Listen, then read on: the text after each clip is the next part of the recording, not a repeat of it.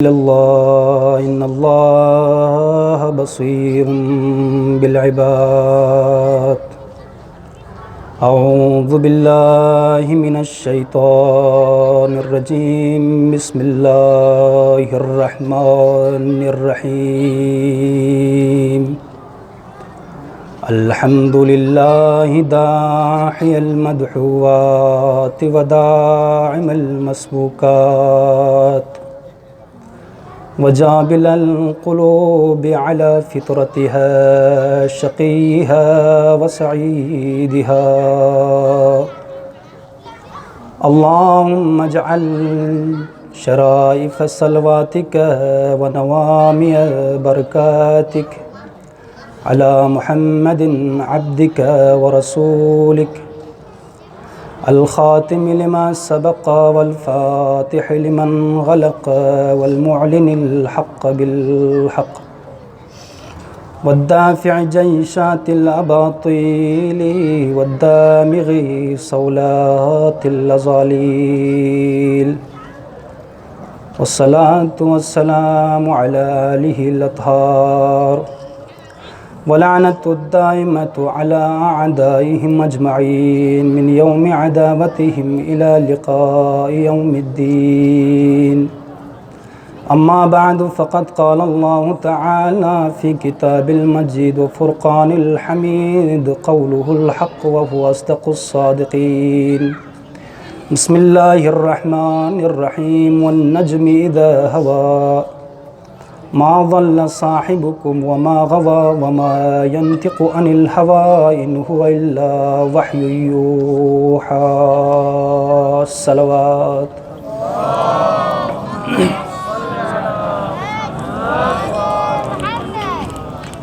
عزیزان گرامی، علماء کرام، آج محرم الحرام کی 8ویں شب داخل ہو چکی ہے۔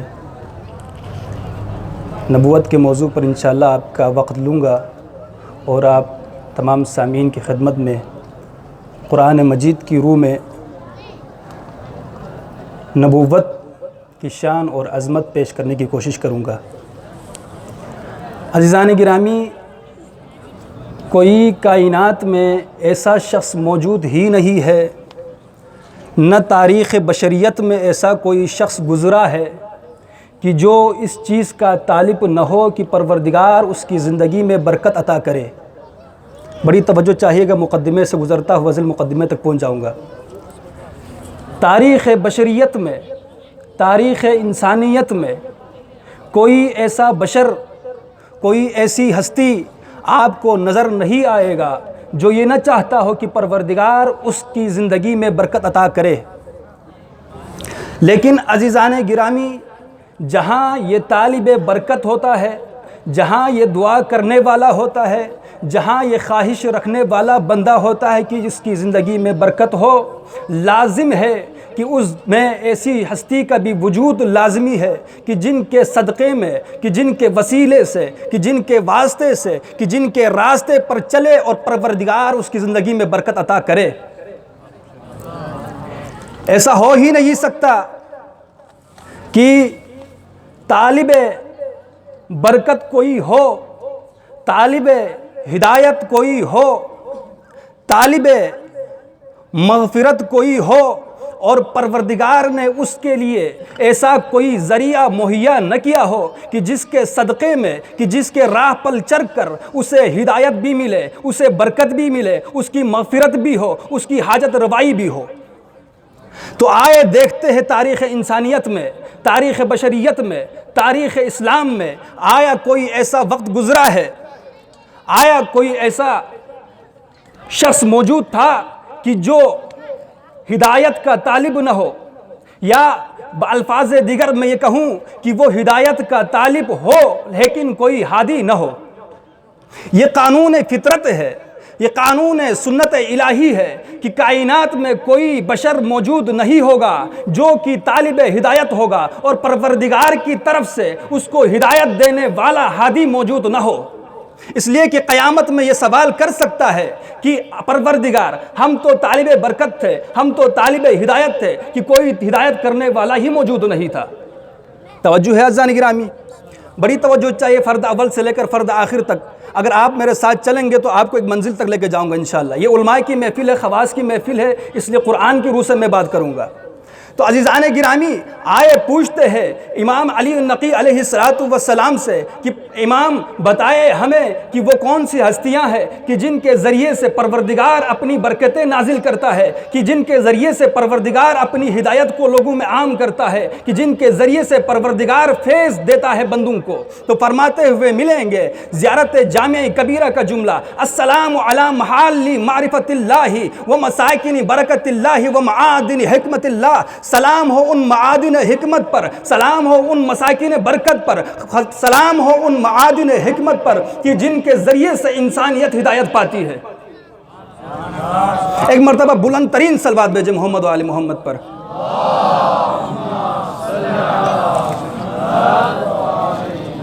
یہ برکت کے مساکن ہے کہ جن کے ذریعے سے پروردگار انسان کو برکت بھی دیتا ہے, ہدایت بھی دیتا ہے, سب کچھ دیتا ہے. اسی لیے آپ کو نظر آئیں گے وہ لوگ جو برکت کو بدعت سمجھتے ہیں, وہ لوگ جو برکت کی حاضری کو بدعت سمجھتے ہیں, وہ لوگ جو برکت کے نظر و نیاز کو بدعت سمجھتے ہیں, ان کو حق پہنچتا ہے کہ اس کو بدعت کہے, اس لیے کہ ان کے پاس کوئی مساکن برکت موجود ہے ہی نہیں. ان کے پاس کوئی مساکن برکت موجود ہی نہیں, معادن حکمت موجود ہی نہیں کہ جس کے ذریعے سے وہ برکت پائے, کہ جس کے ذریعے سے وہ ہدایت پائے. عزیزان گرامی, آئے قرآن مجید میں ہم ذرا ملاحظہ کرتے ہیں کہ پروردگار نے جن کو اپنا ہادی بنا کر بھیجا, جن کو معادن حکمت بنا کر بھیجا, جن کو مساکن برکت بنا کر بھیجا, چاہے وہ نبی کی شکل میں ہو, چاہے وہ ولی کی شکل میں ہو, چاہے وہ امام کی شکل میں ہو, یا چاہے وہ رسول کی شکل میں ہو, آئے دیکھتے ہیں کہ وہ کون سی ہستیاں ہیں. لیکن ایک بات یاد رکھیے گا, امتیں ہمیشہ ناواقف حال ہوا کرتی ہے. اگر وہ ناواقف حال نہیں ہوا کرتے تو پروردگار کسی ہادی کو بھیجتا ہی نہیں.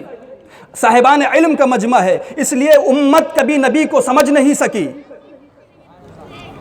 امت کبھی نبی کو سمجھ ہی نہیں سکی, اس لیے کہ قانون فطرت ہے. مولا کائنات کا جملہ آپ کی سماعتوں کی نظر کر رہا ہوں. مولا کائنات نے فرمایا عالم وہ ہوتا ہے جو جاہل کو سمجھا سکتا ہے.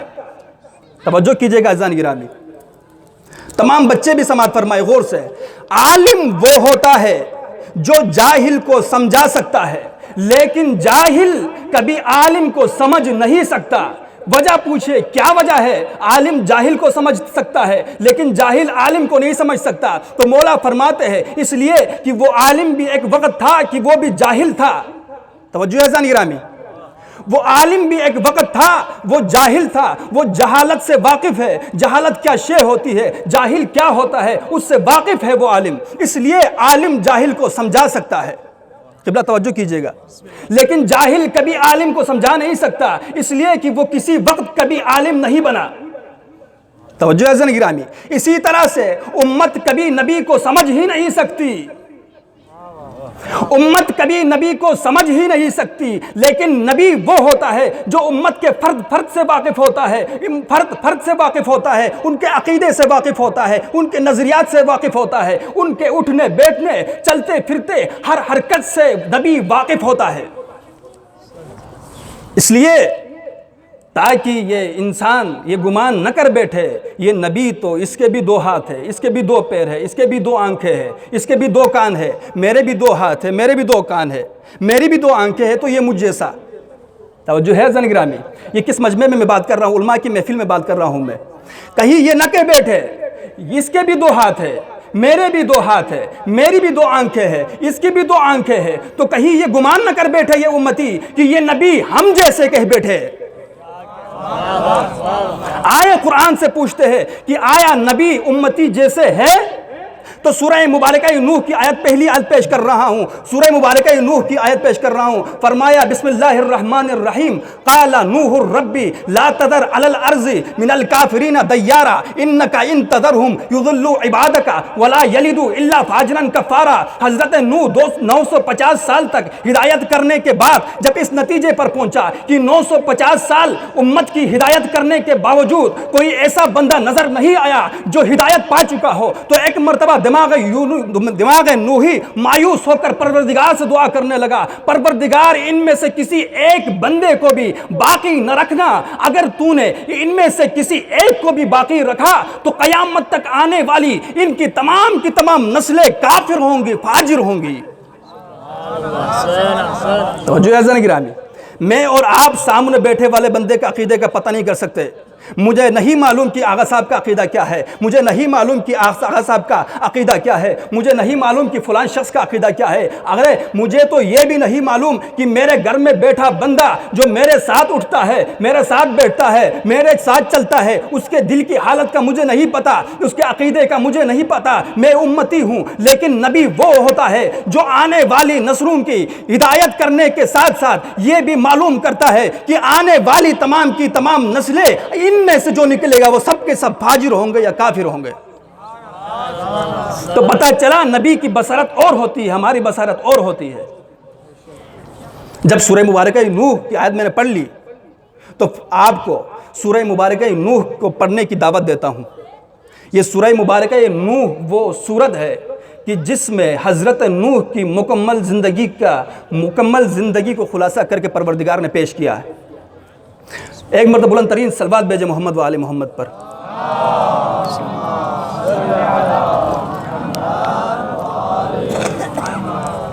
سورہ مبارکہ نوح کی آیتیں پیش کروں گا اس لیے کہ صاحبان علم ہے، موجود ہے، اکثریت کا معاشرے میں آنا جانا ہے، اکثر مبلغین ہے، اکثر خطبہ ہے، اکثر علماء ہے، تو تمام علماء کرام کو میں دعوت دیتا ہوں کہ سورہ مبارکہ نوح کی یہ ترجمہ اپنے بچوں کو پڑھائے، اس لیے کہ آپ تو واقف ہے، آپ کو پڑھنے کی ضرورت نہیں ہے، بچوں کو سمجھائے کہ نوح کی زندگی کیسے گزری ہے۔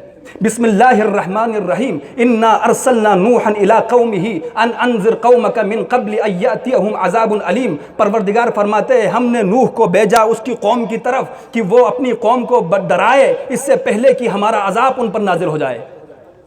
یہ پہلی آیت سورہ مبارکہ نوح کی۔ پھر حضرت نوح فرماتے ہیں قال یا قومی انی لکم نذیر مبین، اے میری قوم میں تمہاری طرف پروردگار کی طرف سے ڈرانے والا بن کر آیا ہوں۔ توجہ عزیزان گرامی، میں تشریح میں نہیں جا رہا، میں تفسیر میں نہیں جا رہا، میں شروحات میں نہیں جا رہا، میں آیتیں پیش کر رہا ہوں، اس لیے کہ اس محفل میں تشریح کرنے کی بھی ضرورت نہیں ہے، تفسیر بیان کرنے کی بھی ضرورت نہیں ہے، فقط آیتیں پیش کر رہا ہوں، آیتوں کا ترجمہ پیش کرنے کی کوشش کر رہا ہوں، ترجمہ بھی بچوں کے لیے۔ ان اعبدوا اللہ، فرمایا مبعوث بر رسالت ہونے کی وجہ کیا ہے، اہداف حضرت نوح علیہ السلام کیا ہے، ان اعبدوا اللہ واتقوہ واطیعون، اے قوم اللہ کی عبادت کرو، واتقوہ اس کا تقوی اختیار کرو، واطیعون اور میری اطاعت کرو۔ عبادت اللہ کی، تقوی اللہ کا اختیار کرنا، اطاعت میری کرنا ہے۔ یہی حضرت نوح نے فرمایا تھا اس قوم سے، یہ تین چیزیں چاہی تھی نوح نبی نے اپنی قوم سے، لیکن کیا ہو گیا؟ فرماتے حضرت نوح قال ربی انی دعوت قومی لیلا ونہارا ولم یجدہم دعائی الا فرارا۔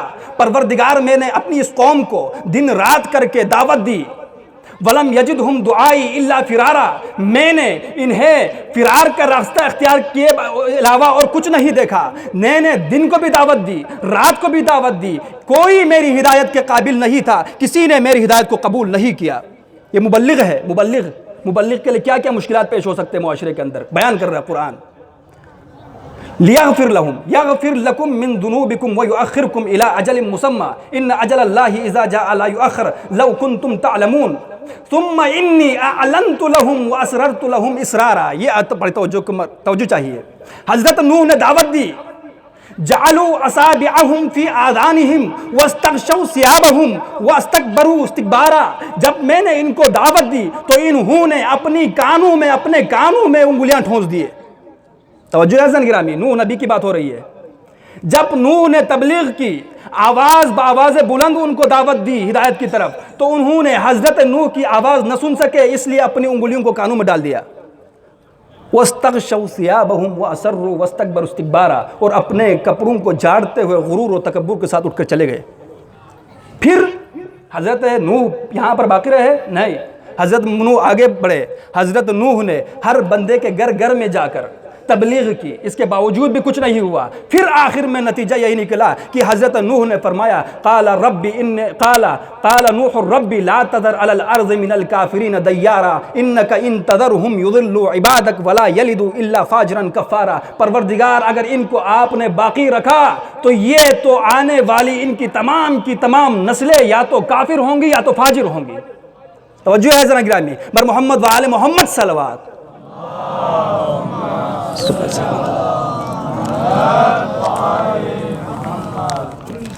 ان کی اگر تو نے ان کو باقی رکھا تو ان کی تمام تر آنے والی نسلیں کافر ہوں گی، فاجر ہوں گی۔ یہ نوح کی بصارت تھی۔ آیت صفین کی طرف چلتے ہیں۔ لیلۃ الحریر میں جب مولائے کائنات نے بھی جنگ کی، مالک اشتر نے بھی جنگ کی، صبح ہوئے تو مالک اشتر نے مولائے کائنات سے فرمایا مولا آئے گن تو لے کہ آپ نے کتنے بندوں کو مارا ہے، میں نے کتنے بندوں کو مارا ہے۔ جنازوں کی تعداد شماری شروع ہو گئی، دیکھا کہ مالک اشتر نے 69 بندوں کو مارا ہے، حضرت علی نے 70 بندوں کو مارا ہے۔ تو ایک مرتبہ مالک اشتر نے علی ابن ابی طالب سے کہا اے مولا آپ نے 70 بندوں کو مارا ہے، میں نے 69 بندوں کو مارا ہے، ایک عدد آپ نے زیادہ مارا ہے۔ جب یہ کہنا تھا مولائے کائنات نے اس وقت فرمایا اے مالک اشتر جو تیرے سامنے آتا گیا تو اس کا گردن اڑاتا گیا، لیکن علی کے سامنے جو بھی آتا علی اس کی 70 پشتوں پر نگاہ کرتا۔ اگر 70 پشتوں کے بعد بھی کسی مومن نے آنا ہے تو علی نے اس کو نہیں مارا۔ تو جو ہے نوح نبی وہ ہے جس کی نگاہ آنے والے کافروں پر ہو، امیر المومنین وہ ہے جس کی نگاہ آنے والے مومنین پر ہو۔ امیر المومنین ہونا ایسے ہی کو ججتا ہے۔ ذرا اور آگے بڑھیے، آئے دیکھتے ہیں، یہ تو تھی نبی کی بصارت۔ قرآن سے پوچھتے ہیں آیا کسی نبی کا لامسہ شامہ دیکھتے ہیں؟ سورہ مبارکہ یوسف کی آیت پڑھ رہا ہوں۔ فلما فصلت العیر قال ابوہم انی لاجد ریح یوسف لولا ان تفندون، جب یوسف علیہ السلام نے اپنے قمیص کو اپنے بھائیوں کے حوالے کیا اور مصر سے اپنے بابا کی آنکھوں کی شفایابی کے لیے قمیص کو دے کر بھیجا، تو یہاں پر یوسف کا قافلہ روانہ ہوا ہے۔ کنعان میں بیٹھا نبی یعقوب چیخ اٹھا انی لاجد ریح یوسف لولا ان تفندون، اے لوگو میں یوسف کی خوشبو محسوس کر رہا ہوں، اگر تم مجھے دیوانہ نہ سمجھو تو۔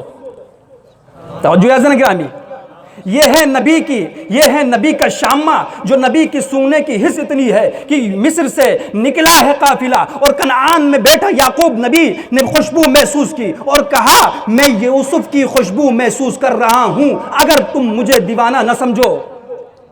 توجہ عزیزان گرامی، یعقوب نبی کو بھی خدشہ تھا کہ یہاں پر کچھ لوگ ناسمجھ لوگ مجھے یہ کہیں گے کہ نبی یوسف کی محبت میں دیوانہ ہو گیا ہے۔ نبی یعقوب اپنے بیٹے یوسف کی محبت میں دیوانہ ہو گیا ہے، نعوذ باللہ ہذیان بول رہا ہے۔ توجہ عزیزان گرامی، یہ کہنے والے موجود تھے، اس لیے حضرت یعقوب ڈرتے ہوئے یہ کہا لولا ان تفندون، اگر تم مجھے دیوانہ نہ سمجھو تو میں محسوس کر رہا ہوں یوسف کی خوشبو۔ یہ ہے نبی کا شامہ، نبی 200 میل دور یوسف کی خوشبو محسوس کر رہا ہے۔ توجہ عزیزان گرامی، ذرا ایک لمحہ اور ایک قدم اور آگے بڑھتے ہیں۔ آیا قرآن سے پوچھتے ہیں کہ آیا کوئی ایسی آیت بھی موجود ہے کہ جس میں خداوند عالم نے کسی نبی کی ناطقہ کو بیان کیا ہو؟ تو آئے سورہ صافات کی آیت پڑھ لیتے ہیں، سورہ حج کی آیت پڑھ لیتے ہیں۔ وَأَذِّن بِالنَّاسِ بِالْحَجِّ يَأْتُوكَ رِجَالًا وَعَلَى كُلِّ ضَامِرٍ يَأْتُونَ مِنْ كُلِّ فَجٍّ عَمِيقٍ، ابراہیم آذان دو حج کی لوگوں میں، ابراہیم آذان دو حج کی لوگوں میں، تو لوگ پاپ پیادہ چل کر آئیں گے اور تیز روح سواریوں پر سوار ہو کر آئیں گے۔ ابراہیم نے آج سے 4000 سال پہلے آواز دی تھی کہ حج پر آ جاؤ، آج 4000 سال گزرنے کے باوجود بھی ابراہیم کی آواز پر لبیک کہتے ہوئے حاجی حج کے لیے جاتے ہیں۔ تو پتہ چلا نبی جب کسی کو آواز دیتا ہے تو قیامت تک اس کی آواز گونجتی رہتی ہے۔ کربلا کے میدان میں کیا ہوا تھا؟ مولا امام حسین نے حل من ناصر ینصرنا کی صدا بلند کی تو قیامت تک آنے والا ہر فرد، ہر شیعہ لبیک لبیک یا حسین کی آواز بلند کرتا ہوا نکلے گا۔ یہ اس بات کی دلیل ہے کہ حسین کی آواز کربلا تک محدود نہیں تھی، قیامت تک آنے والی نسلوں کے لیے یہ آواز تھی اور گونج رہی ہے حسین کی آواز حل من ناصر ینصرنا کی۔ یہ حضرت ابراہیم۔ ذرا اور آگے بڑھے، آئے دیکھتے ہیں کسی نبی کا سامعہ دیکھتے ہیں تو سورہ نمل کی آیت پڑھ رہا ہوں، حتی اذا اتوا علی واد النمل قالت نملۃ یا ایھا النمل ادخلوا مساکنکم لا یحطمنکم سلیمان وجنود وهم لا یشعرون۔ جب سلیمان نبی اپنے لاہور لشکر کے ساتھ وادی نمل سے گزرا، توجہ ہے عزیزان گرامی، ہر فرد کی توجہ چاہیے، جملے کو ضائع مت ہونے دینا، ہر فرد کی توجہ چاہیے۔ جب حضرت سلیمان اپنے لشکر کے ساتھ وادی نمل سے داخل ہوا تو ایک چونٹی کہنے لگی، اے چونٹیوں اپنے اپنے گلوں میں، اپنے اپنے بلوں میں، سوراخوں میں گھس جاؤ، کہیں ایسا نہ ہو کہ سلیمان نبی اپنے لشکر کے ساتھ تجھے رونتا ہوا نکل جائے۔ توجہ ہے عزیزان گرامی، آپ اور ہم کسی غیرے کی بات کو نہیں سمجھ سکتے، نبی وہ ہے جو حشرات الارض کی آواز بھی سن سکتے ہیں۔ حتی اذا اتوا علی واد النمل قالت نملۃ یا ایھا النمل ادخلوا مساکنکم لا یحطمنکم سلیمان وجنود وهم لا یشعرون۔ وهم لا یشعرون، چونٹی کہہ رہی ہے ایک اے چونٹیوں بلوں میں گھس جاؤ۔ سلیمان اور سلیمان کا لشکر شعور نہیں رکھتے۔ فتبسم ضاحکا من قولها، جب چونٹی کو یہ کہتے ہوئے حضرت سلیمان نے سنا تو کہا فتبسم ضاحکا من قولها، اس چونٹی کی بات سن کر حضرت سلیمان نبی مسکرائے تو پتہ چلا جب کوئی بے شعور کسی باشعور کو لا شعور کہے تو جواب میں مسکرانا چاہیے۔ صلوات بھیجے محمد و آل محمد پر۔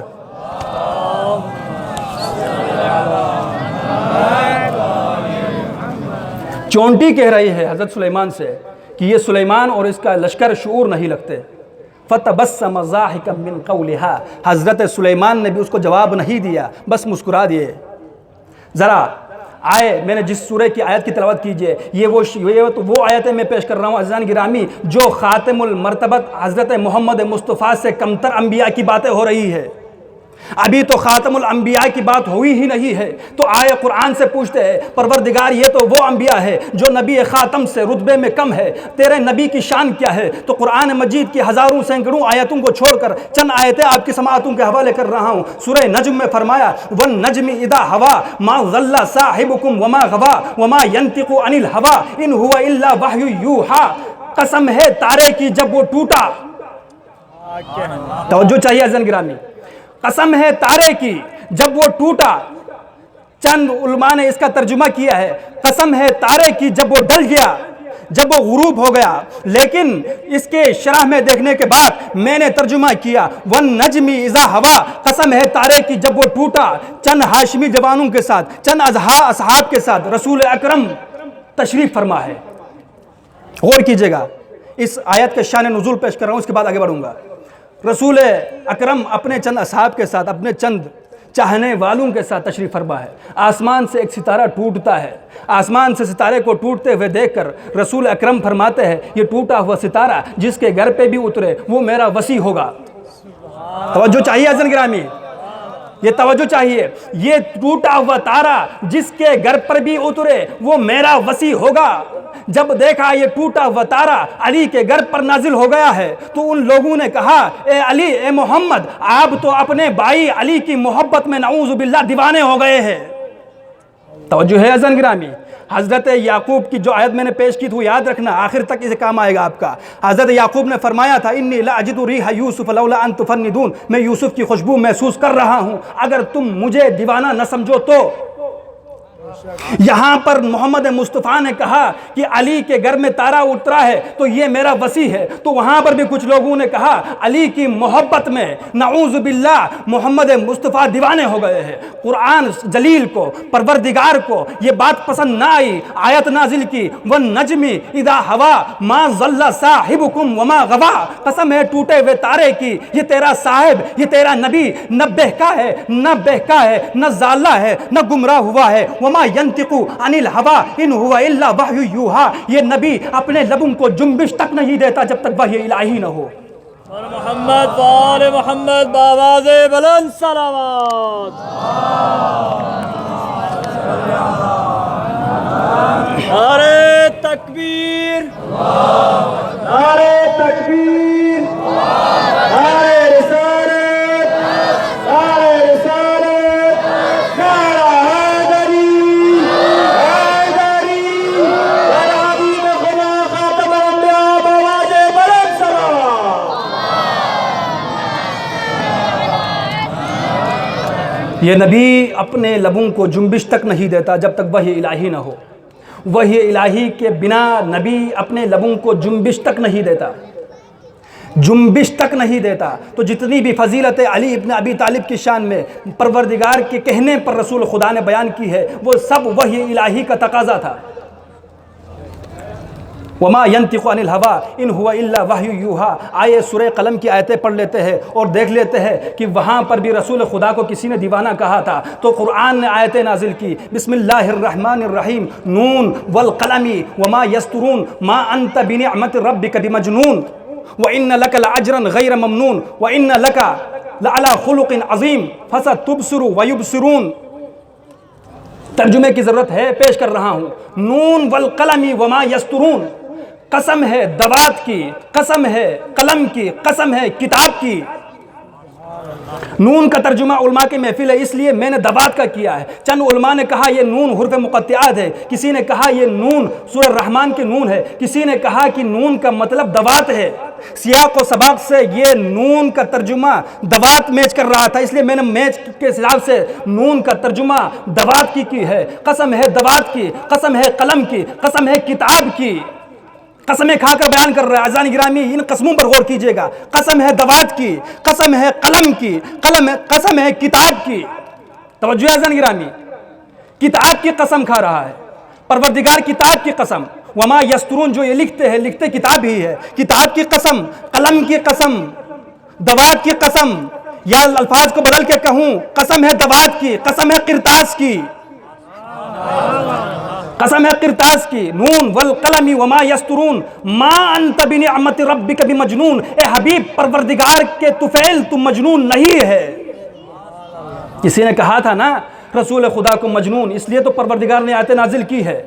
تو ولید بن مغیرہ نے کہا تھا یہ رسول مجنون ہے، تو پروردگار نے یہ آیتیں نازل کی، پہلے ڈائریکٹ بتا دیتا، لیکن پروردگار نے نون والقلم وما یسطرون، قلم اور دوات کی قسم کھا کر بتا دیا کہ آنے والے دنوں میں بھی کوئی ایسا ہو سکتا ہے جب میرا حبیب قلم اور دوات مانگے تو مجنون کی تہمت لگا سکتا ہے۔ اس لیے پروردگار نے نون کی بھی قسم کھائی، قلم کی بھی قسم کھائی، کتاب کی بھی قسم کھانے کے بعد یہ بتایا، پروردگار نے یہ بتایا کہ اے حبیب پروردگار کے طفیل آپ مجنون نہیں ہے۔ لیکن کہاں وہ سمجھے؟ جسے رسالت نہ سمجھ میں آ جائے اسے وحدانیت کیا سمجھ میں آ جائے، جسے رسالت نہ سمجھ میں آئے اسے امامت کیا سمجھ آئے۔ پروردگار نے نون والقلم وما یسطرون ما انت بنعمت ربک بمجنون۔ عزیزان گرامی، جس بندے نے بھی، جس صحابی نے بھی، جس بندے نے بھی، چاہے وہ مشرک تھا یا کافر تھا، رسول اکرم کے عقل پر وار کی ہے نا، عقل پر وار کی ہے، پروردگار نے شدید الفاظ میں اس کی مذمت کی ہے۔ اس لیے کہ اگر رسول کی عقل پر شک کرے تو اس کا لازمہ یہ بنتا ہے کہ نبوت پر شک کیا جائے۔ اس لیے فرمایا نون والقلم وما یسطرون ما انت بنعمت ربک بمجنون وان لک لاجرا غیر ممنون وان لک لعلی خلق عظیم فستبصر ویبصرون بایکم المفتون۔ یہاں سے آگے آیت پڑھ لیجئے گا، ولا تطع المکذبین۔ اب یہ اس کی صفتیں بیان ہو رہی ہے جس نے رسول اکرم صلی اللہ علیہ وآلہ وسلم کو مجنون کہا تھا۔ یہ صفتیں ڈھونڈیے گا، جو بھی رسول اکرم کو مجنون کہے گا، دیوانہ کہے گا، وہ لازم ہے کہ ان کے اندر یہ صفتیں جو آ رہی ہوں گی یقیناً۔ ولا تطع المکذبین ودوا لو تدہن فیدہنون ولا تطع کل حلاف مہین حماز مشاء بنمیم مناع للخیر معتد اثیم عتل بعد ذلك زنیم ان کان ذا مال وبنین۔ یہ وہ صفتیں ہیں جس کے یہ وہ صفتیں ہیں جو اس بندے کے اندر موجود تھا جس نے رسول اکرم کو مجنون کہا تھا، وہ ایک جو بھی ہے۔ وَلَا تُطِعِ الْمُكَذِّبِينَ، جھٹلانے والوں کی اطاعت نہ کرنا، یہ جھٹلانے والا بندہ تھا جس نے رسول کو مجنون کہا تھا۔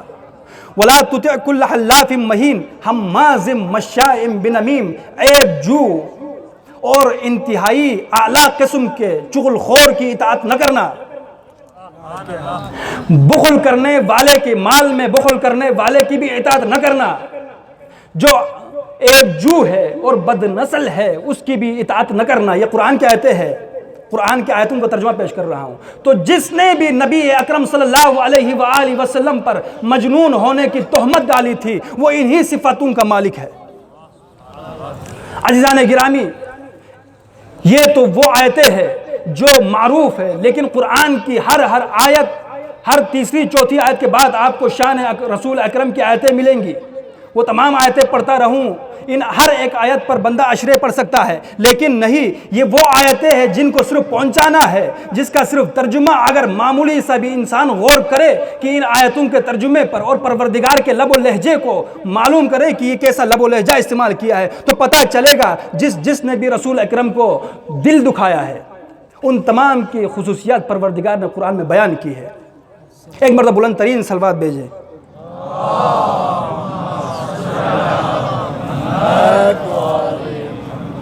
یہ تو قرآن کی روشنی میں آپ کو بیان کر رہا تھا، ترجمہ نہیں پیش کروں گا، صرف خطبہ پیش کرتا ہوں۔ مولا کائنات امیر المومنین علی ابن ابی طالب علیہ السلام نے نہج البلاغہ میں اپنے بھائی رسول اکرم محمد مصطفیٰ کی شان بیان کی ہے۔ کبھی کسی مجلس میں ہو سکے تو پڑھ لیں گے کہ علی کی زبانی نبی کی شان کیا ہے۔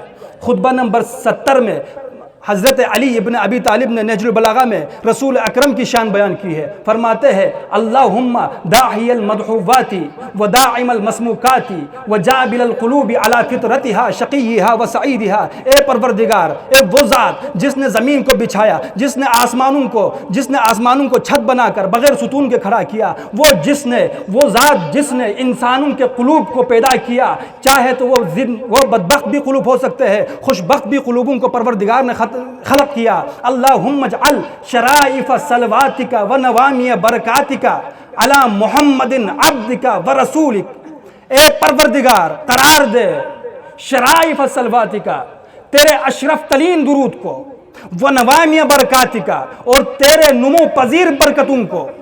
یہ مولا کائنات فرما رہے ہیں نمو پذیر برکتیں وہ ہوتی ہے کہ جو قیامت تک مسلسل بڑھتی رہے۔ تشریح کرنا میں نے بتایا کہ تشریح نہیں کرنا، صرف پیش کر رہا ہوں ترجمہ کر کے۔ اللہم اجعل شرائف صلواتک و نوامی برکاتک علی محمد عبدک و رسولک الخاتم لما سبق والفاتح لمن غلق والمعلن الحق بالحق۔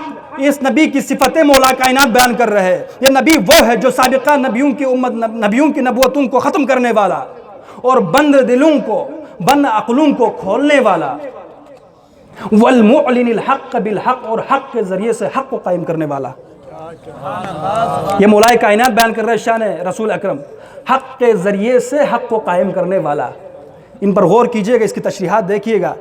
حق کے ذریعے سے حق کو قائم کرنا اسلام کی امتیازی خصوصیت ہے۔ والمعلن الحق بالحق والدافع جیشات الاباطیل، باطلوں کے وار کو کچلنے والا، والدامغ صولات الازالیل، گمراہ کرنے والوں کو ان کو بھی کچلنے والا، گمراہ کرنے والوں کو کچلنے والا۔ کون ہے یہ؟ نبی اکرم، جس کی شان علی ابن ابی طالب بیان کر رہے ہیں۔ قائما بامرک مستوفزا فی مرضاتک غیر ناکل عن قدم، یہ وہ رسول ہے جو تیرے امر کے سامنے قائم رہا، ومستوفزا فی مرضاتک، تیری مرضی کو جلدی لوگوں پر نافذ کرنے والا، کوئی کوتاہی نہیں کرنے والا، غیر ناکل عن قدم، آپ کے قدموں میں کوئی لرزش نہیں آیا۔ فرما رہے کون فرما رہے؟ مولا کائنات علی ابن ابی طالب رسول اکرم کی شان بیان کر رہے ہیں۔ خطبہ نمبر 70 ہے کہ جس میں مولا امیر نے رسول اکرم کی شان بیان کی ہے۔ قائما بامرک واعیا لوحیک حافظا لعہدک یہ وہ صفتیں ایک ایک کر کے بہت ساری صفتیں رسول اکرم کی بیان کی علی بن ابی طالب نے. وقت کے دامن میں گنجائش نہیں ہے ورنہ پورا خطبہ پیش کرتا. ایک مرتبہ بلند ترین صلوات بھیجے محمد و آل محمد پر.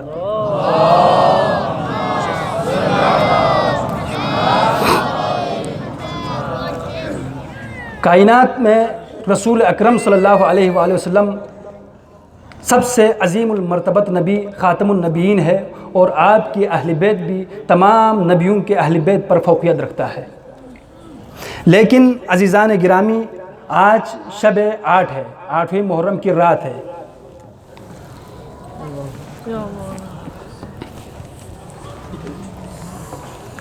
آٹھویں محرم کی رات ہے آج. 2 محرم کو نبی کا نواسہ حسین، علی کا بیٹا حسین کربلا پہنچا ہے. 7 محرم کو پانی بند ہوا ہے. آج 24 گھنٹے گزرنے کو آیا، پانی خیموں میں نہیں پہنچا. بچوں کی پیاس بڑھتی جا رہی ہے، ماؤں کے دودھ خشک ہو چکے ہیں. عصر عاشور تک جب 3 دن گزر گیا، امام حسین علیہ السلام کے تمام اصحاب ایک ایک کر کے شہید ہو گئے. آپ کے ہاشمی جوان علی اکبر شہید ہو گئے، عباس شہید ہو گئے، اونو محمد شہید ہو گئے، قاسم شہید ہو گئے. تو ایک مرتبہ حسین ابن علی نے دیکھا کہ آس پاس اور کوئی باقی نہیں رہا ہے، تو ایک آواز بلند کی، حل من ناصر ینصرنا.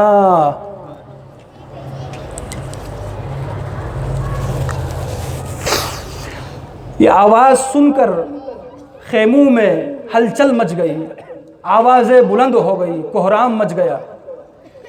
یہ آوازوں کو سن کر ایک مرتبہ مولا حسین خیموں کی طرف چلے اور بہن زینب سے پوچھنے لگے، بہن زینب یہ آوازیں کیسی ہے؟ ابھی تو میں زندہ ہوں.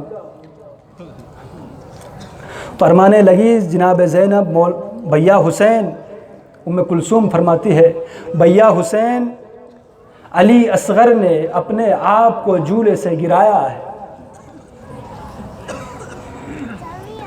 مولا حسین نے ایک مرتبہ اپنے کمسن بچے کو، ششماہے کو اپنے گود میں لیا.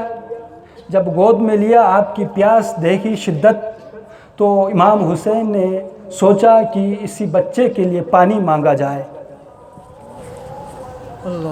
جب بھی مولا خیمے میں آ کر فوج اشقیاء کی طرف گئے، کوئی حجت لے کر گئے. اب کے بار مولا حسین سب سے بڑی حجت لے کر جا رہے ہیں. 6 مہینے کا بچہ جب میدان میں امام حسین لے کر آ گئے اور فوج اشقیاء کی طرف رخ کر کے بتایا، یا قوم ان لم ترحمونی فرحموا ھذا الطفل الا ترونہ کیف یتلظی عطشا. اے قوم اشقیاء، اگر تم مجھ حسین پر رحم نہیں کرتے ہو تو اس چھوٹے سے بچے پر رحم کرو. تمہیں نظر نہیں آتا کہ یہ بچہ کس طرح سے تڑپ رہا ہے؟ عزادارو، یہاں پر مولا نے جو جملہ استعمال کیا ہے نا، یتلظا کا، اگر اس کو دیکھے تو عجیب مصیبت کا جملہ ہے. یتلظا اس مچھلی کو کہتے ہیں جس مچھلی کو آپ نے پانی سے نکال کر ریت پر رکھ دیا ہو.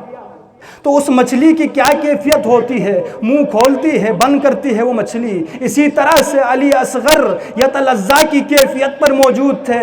پیاس کی شدت کی وجہ سے کبھی زبان کو لبوں کو باہر نکالتے، کبھی زبان کو اندر لے جاتے.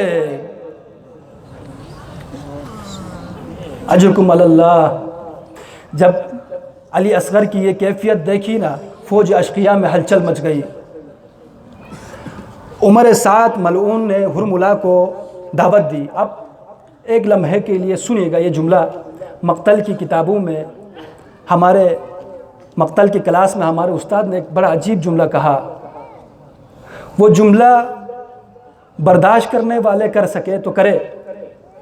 فرمایا، عرب کا یہ دستور تھا کہ کسی بہادر نے، اگر کسی لشکر کے کسی بہادر فوجی جوان نے اپنے تیر کو لوہے کی ایک چادر چیر کر جائے اس کا تیر، تو عرب کا دستور تھا کہ اسے 1000 فوجیوں کا سربراہ بنایا جاتا.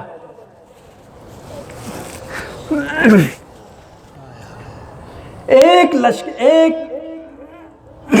لوہے کی چادر کو اگر اس کا تیر کراس کر جائے تو اسے 1000 فوجیوں کا لشکر کا سربراہ بنایا جاتا، 2 چادروں کو کراس کر جائے تو 2000۔ پتہ ہے عمر یہ ملعون ہرملہ کتنے فوجیوں کا سربراہ تھا؟ کربلا میں 7000 تیر اندازوں کا سربراہ یہ ہرملہ تھا۔ لیکن عزیزان گرامی، ہرملہ نے جب نشانہ لیا نا اصغر کا تو ایک تیر کو نکالا، واپس رکھا۔ وہ تیر جو واپس رکھا تھا وہ 1 شعبہ تیر تھا، اس کا 1 نوک تھا، اس کو واپس رکھا۔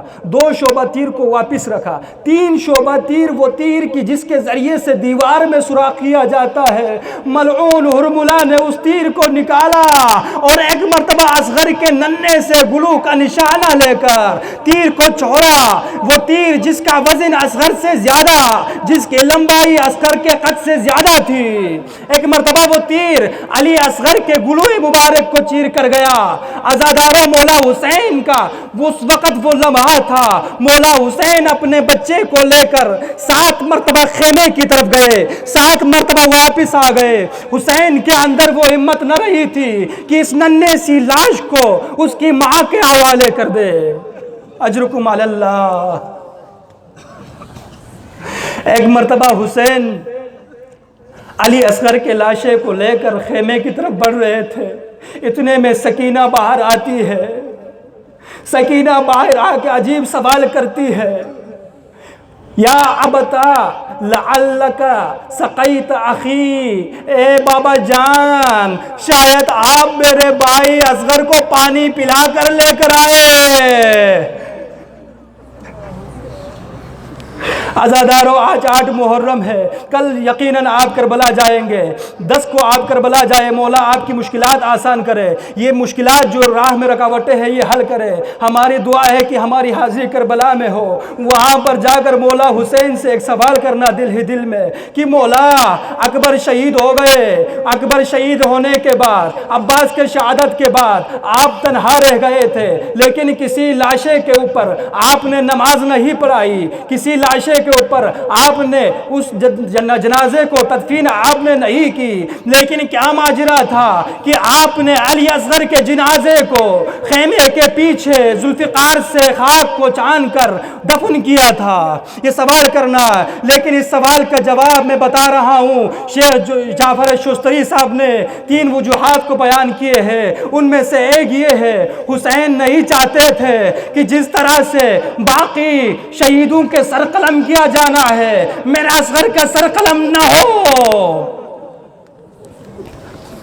اور 3 دن تک علی اصغر کا لاشا بے گور و کفن میدان میں پڑا نہ رہے، اس وجہ سے حسین نے اصغر کو دفن کیا۔ لیکن عزاداروں، میں نے پڑھا لشکر مقتل کی کتابوں میں، جب 11 محرم آیا لشکر نے سروں کو شمار کرنے لگے تو ایک سر کم نکلا۔ عمر سعد نے پوچھا ایک سر کم ہے، کسی نے کہا ہم نے حسین کو خیمے کے پیچھے بچے کو دفن کرتے دیکھا ہے۔ اجرکم علی اللہ۔ ہم نے حسین کے بچے کو دفن کرتے ہوئے دیکھا۔ یہ کہنا تھا کہ چند لوگوں کو بھیجا گیا، جاؤ تلاش کر کے لے آؤ۔ گھڑ سواروں نے نیزے کو اٹھایا، زمین پر نیزوں کو پیوست کرتا گیا۔ ایک لمحہ ایسا آیا، حسین کی تمنا رہ گئی، اصغر کا جنازہ تیروں پر بلند ہو گیا۔ اصغر کے جنازہ جب تیروں پر بلند ہوا، اس ننھے سی لاش کے سر قلم کر کے بلند کیا گیا۔ الا لعنت اللہ علی القوم الظالمین وسیعلم الذین ظلموا ای منقلب ینقلبون۔